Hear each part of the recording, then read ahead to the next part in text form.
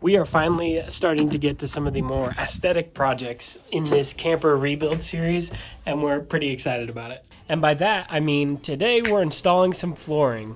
Welcome to episode 52 of Rebuilding Our Vintage Camper Completely from Scratch. Now, drop a comment if you're somebody who's been watching this series from the very start. We want to know how many of y'all are still sticking around.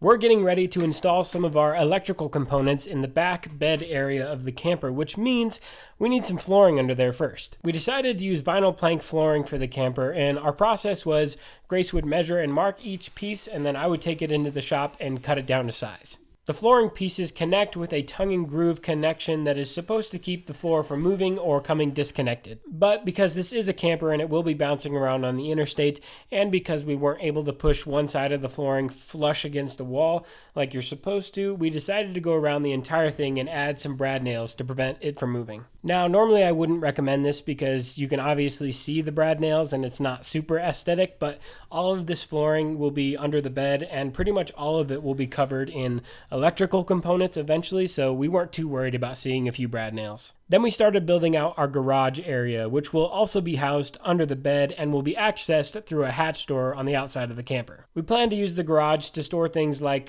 water hoses, electrical lines, the things you pull out and plug in at campsites, as well as stabilizers, tire blocks, lawn chairs, and anything else like that we want to bring with us to campsites. We obviously want everything that's stored in the garage area to be separate from the electrical system, which will be in this area. So we will be adding some plywood and some insulation on this and kind of boxing this area off entirely. And that's all we got done this week, but hit that follow button to see us continue to transform this thing.